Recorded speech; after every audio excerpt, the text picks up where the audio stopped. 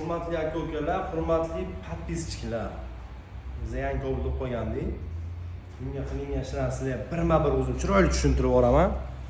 Menga bir badbaxt. Короче,